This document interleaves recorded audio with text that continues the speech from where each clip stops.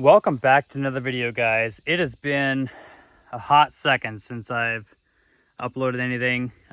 Been really busy this summer. Had a lot of projects going, a lot of big jobs been working on, and honestly just hadn't prioritized the channel. But kind of wanted to hop back in, updating you guys a little bit of what I've been up to, what my plans are this year as far as hunting season goes, some of the deer I'm after, and kind of what's going on. So today we're down on the main piece of ground that I'm hunting and where my main target deer is going to be at this fall. And it's 55 acres, and this is the property where we had done all of the switch planting. We did the beans this year. We did set up a staging area. So I kind of wanted to walk you through, show you some of these areas, what they look like now, some of the things I've learned, some of the failures that I've had with some of the switchgrass and stuff, and some of the things that turned out really well. So I'm gonna quit rambling. We'll hop on the four-wheeler and head on back.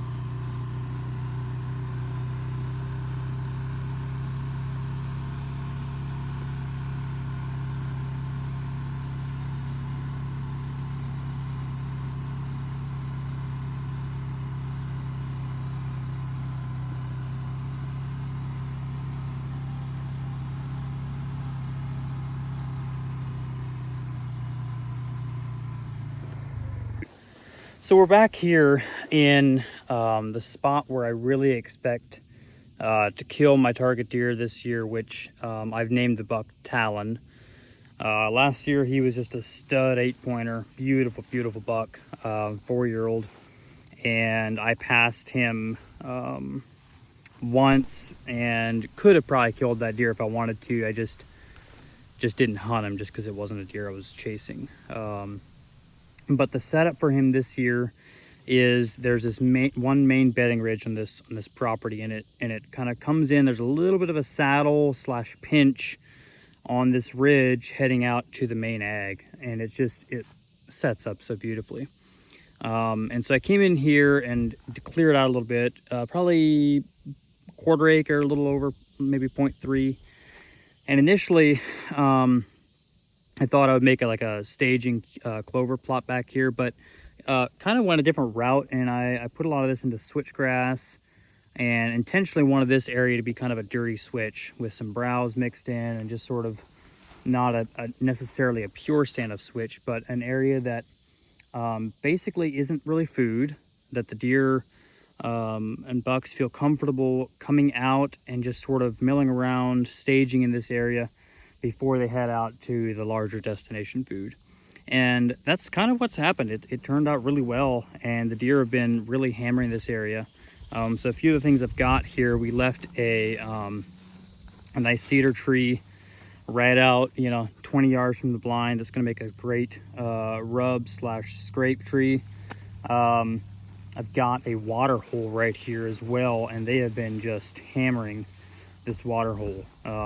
My cameras have really been showing them using this area quite a bit. I even have some does and fawns out here laying in this tall grass and switchgrass and stuff. So I'm super excited about this spot. It looks really good, and I feel like it's definitely going to work out really well. So as far as the switchgrass, some things I've learned, and this is honestly sort of my first go at really establishing switchgrass at scale. I've done some small sections here and there and have had success, but I planted close to 3 acres out here, between all the edge and some blocks in here and there. And I initially came in, killed this off, got 2 sprayings in with Glide 2,4-D. My last spray, I ended up putting simazine down. It was right at planting. and that did really well. It held off the weeds for a long time and let that young switch get established and started. But kind of where I failed to keep up with it then was, you know, midsummer here. I should have been getting quinclorac on some of this stuff and just didn't get it done with everything else I've had. Now, that being said, there's a lot of really good switchgrass in here. I'm talking 3-4 foot in some areas. And we're only in the middle of August, so I know we're going to get a little bit more growth out of it yet. So I was very impressed, honestly, with the growth this first year. But there's a lot of weeds and other grasses mixed in with it. Some of it's foxtail, other stuff I'm not entirely sure, to be honest, what it is. So I'm not sure yet how I'm going to address that going into next year, but it's something that I'm going to have to figure out and do a little bit of research on my own. So overall, though, I am happy with the amount of growth on the switchgrass this first year, and I did a fairly light seeding at about 6 pounds per acre. So I'm probably going to frost seed a little bit in some of the sections up front where I want it to be kind of more of a no deer area, just sort of blocking it from the road. The rest of it I'm okay with being a little bit more patchy, some dirty switch mixed in there. But another area that I had sort of a failure was up front. So last year I'd planted a bunch of standing corn, and given the size of the property and the deer density here, I had almost 3 acres of standing corn. And to be frank, the deer just really didn't hit it that hard until late, and they didn't get it cleaned up. So I had an incredible amount of volunteer corn coming up through this year. And that sort of is in with that switchgrass, and I was able to get it out with the beans and stuff, but there was couldn't find anything that I felt I could spray in there to get rid of that with the corn, or sorry, with the switchgrass. So hopefully, you know, by next year that's done with. But that's something else I learned is, you know, making sure that you do get rid of your corn, because I essentially had another corn plot this year with how much volunteer corn I had, and so that's something else I've learned. But as far as today, kind of the to-do list is basically we've got a lot of the projects finished. I'm just kind of cleaning up some scrapes. The bucks in this area do not move onto this farm until late September into October when they go hardhorn. They're just off into these bigger destination bean fields and bedding in more open timber adjacent to those bean fields. So on the neighbors, you know, half a mile away. So I know these deer, it happens every year, they'll shift in into season, and they just keep getting more and more consistent in through October and into November. And then they're here for the entire late season. So kind of only now getting around to freshening up these scrapes simply because the bucks haven't been around to even really work them, so it hasn't really been a big concern of mine up to this point. So getting those established, making sure all my tree stands are good. I got one more stand to clear out some shooting lanes, put some batteries and some cameras, move some cameras around, just some little odds and end things. So that's what we're doing today. And then in the next few videos, I did manage to pick up another pretty good looking permission farm that I'm excited about.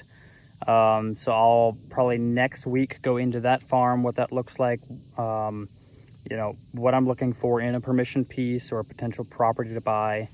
And then I also am changing my approach a little bit this year on some of the ways I'm hunting. So I'm going to be doing a video dedicated to that. I'm excited about that video as well. So, but yeah, we'll get to the few projects that I have left on this property, and that's pretty well hands off until season. So I'm excited. Well, it's still hot here in Ohio, but that is the last scrape. Got 2 of them down in the bottom in the back of the property. It's a big major rut funnel, and oftentimes I will get summer bucks that are not on my property in the main core of it. I'll catch them slipping through the bottom, just checking you know, their fall territory out. So I wanted to make sure those scrapes are up and running. Finally got some cameras down there. Right here is a pretty cool setup. Got a bunch of clover and alfalfa from the bedding that direction, about 1/3 of an acre. It works out, it pinches down to about 25 yards here to this ground blind I have set up, and it opens back up into my beans. And last year, Talon, the deer I was chasing, I got a lot of pictures of him working out of that late season. Plus there's some mature white oaks down here on the property line that they'll probably be feeding in October. So I'm hoping to suck them out this way, have an option to hunt them there. Late October, I think I'll get them back in that staging area we were just at. But then I sweetened it spot up with a vine scrape right here. I got my camera there. So this spot here is set up. I'm hoping to catch them right here in this transition. So yeah, I'm excited about this spot. I think it'll work out pretty well. And then I got a few other spots that I have potential of seeing that deer and getting on him, but there's sort of 3 of the main spots I think I'll get him. So yeah, the farm's come a long way. I have not gotten pictures of Talon yet, but I have seen him. So there's quite a bit of bean fields up above me, and I did not get him filmed, but he looks good. He didn't maybe make quite the jump I was hoping, but he's still a real solid deer. He's probably gonna be right around that 150-inch mark as a 5-year-old. Mainframe 8. He's got a G4 now on his right side, and he's also got a probably 3-4 inch extra off his base. So he's a cool deer. He put on some mass, still the same size frame and everything, but I'm really excited to hunt that deer. It's been, with a smaller piece like this, 50 acres, you're limited on, it's not every year you're going to have necessarily a core buck that's a shooter on your property. And so like last year, the 2 deer I was after, they lived anywhere from 2 miles, about 1 mile to 2 miles away. And so I'm waiting on these deer to come up here in the rut. They find the property, they see the food, they stay here typically late season. The problem was they got killed before they ever made it up here. So I never even had a chance to hunt those deer. So I'm really excited about this year having a deer that I want to harvest that's core to this property. He lives right here. I had so many pictures of that deer last year. So I'm really, really excited for that deer to shift in here and get on him. So was here editing the video and realized that, I finally got a picture then actually of Talon, the deer that we'll be chasing this fall. And the deer that I glassed up the other night was actually not him. It was another deer I know well. I just, hadn't seen the deer yet, and it kind of got confused with the 2, but got a picture that does confirm that it's Talon, what he looks like. And I was a little bit disappointed. Last year, late season, he had an injury that he got late rut, and I think that kind of set back some of the growth that he could have had. And his frame looks similar. He did throw a really cool drop tine. I do think he could have been bigger than what he is without that injury, but he's still a 5-year-old, and he's mature. He's a unique deer. I think I'm still going to chase that deer as of now, unless something better shows up where I can let him go. But as of now, he's still my number 1 deer that I'll be chasing. And I feel like the fall is coming early this year, and deer are shifting a little bit earlier and kind of cruising through the property. So I'm excited to continue to see what's around in the area and what else is gonna pop in. So just wanted to throw that in here, and I'll get back to the video. But I just wanted to hop on here, give you guys an update as to what I'm doing on the farm here, getting ready for it. And then I'll be dropping some more content leading up to season, as well as some more content focused around timber and some of the sales I'm doing, and some things that you guys can be thinking about if you're looking at doing a sale yourself. So appreciate you guys watching. I'll see you in the next one.